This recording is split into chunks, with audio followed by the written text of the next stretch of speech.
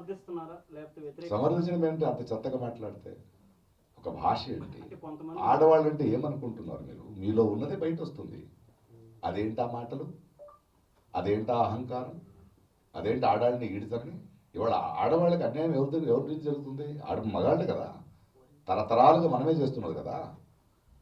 మీరు ఒక వేదిక మీద మాట్లాడుతున్నప్పుడు మీకు ఉండాలి. సరే, ఆయన క్షమాపణ అడిగాడు, బట్ ఒక సంస్కారాలు బలిదారు కదా. ఇప్పుడు ఆమెను ఆంటీ అన్నాడు అంటే వాళ్ళ భాష చూడండి. వాళ్ళకి ఆడవాళ్ళ బాడీ పార్ట్స్ తప్పితే తెలుగు రాదు వాళ్ళకి. వాళ్ళ బాడీ పార్ట్సే మాట్లాడతారు. వాళ్ళు ఎంత సంస్కారాలు అనుకుని మాట్లాడుతున్నా అంత అసహ్యం అది. అనసూయ గారిని, అనసూయ లాంటి వాళ్ళని నేను సపోర్ట్ చేస్తాను. ఆడవాళ్ళని సపోర్ట్ చేయాల్సింది మా బాధ్యత, మా కర్తవ్యం అది. శివాజీ గారు కానీ ఎవరు కానీ ఒక వేదిక మీద మాట్లాడేటప్పుడు ఒళ్ళు దగ్గర పెట్టుకుని, మీకు ఒక వేదిక ఎందుకు ఇచ్చారు?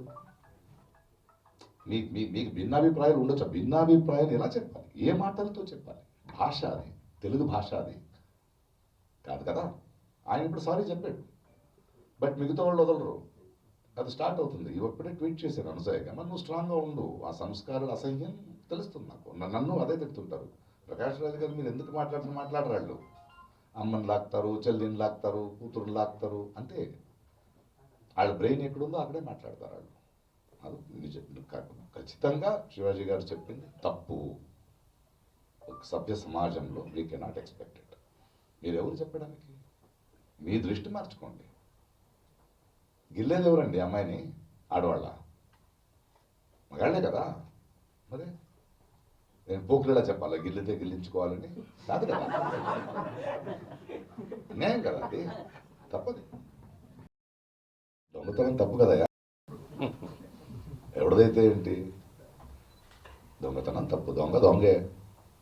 ఇటీవల కాలంలో చూసుకుంటే కొత్త సినిమాలకు ధరలని కూడా పెంచుతున్నారు. ధరల భారం పెరుగుతుందని చెప్పి చూడకండి సినిమాలు చూడకండి. చెప్తున్నారు. అలాగా ఎవడు వ్యాపారం వాడిది. ఓకే, ఒకడు దొంగ పనులు చేస్తున్నా అంటే ఆడు హీరో ఎలా అవుతాడంటే? అవును, ఒక పెద్ద దొంగే మహాప్రభు అయ్యాడు ఈ దేశానికి. అలానే అందరూ దొంగలే ఇంకేమవ్వాలి దేశం? ఎవడిని ఎన్నుకున్నారు మీరు? హంతకుడిని ఎన్నుకున్నారు. ఆడగది వేటాది, అంతే కదా. చాలా బాధతో చెప్తున్నాయి మాట. ఎన్కౌంటర్ ఏంటి? జనజీవన స్రవంతిలో తీసుకురావాలి కానీ పోరాటం ఎందుకు చేస్తున్నారు? మన ప్రజలే కదా, మనోళ్లే కదా.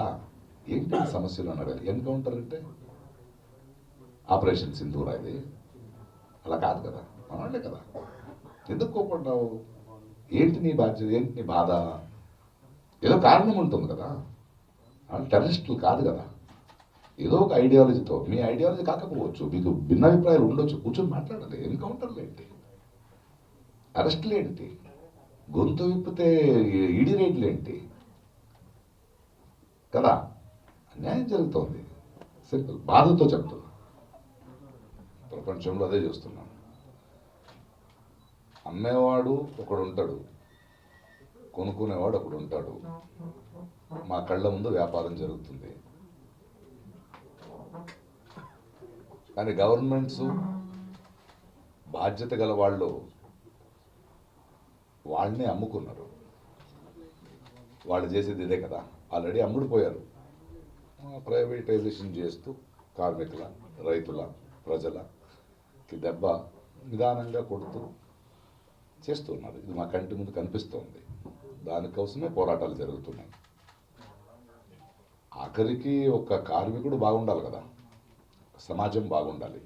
బట్ మా కళ్ళ ముందే ప్రైవేట్గా. రీసెంట్గా ఎయిర్పోర్ట్ ఫియాస్కో చూడండి. మీరు దాదాపు ఒక 10 సంవత్సరాల కింద చూస్తే ఇద్దరే పెద్దోళ్ళు అయ్యారు. అంటే మొనోపొలి, డ్యూఓపొలి అంటాం.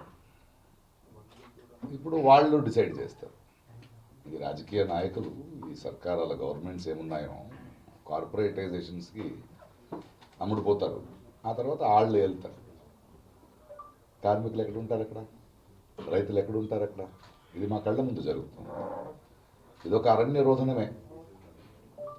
కోర్టులు, కేసులు ఉంటారు, తెలియదా టైం అవుద్ది అంటే ఓపికని పరీక్షిస్తున్నారు.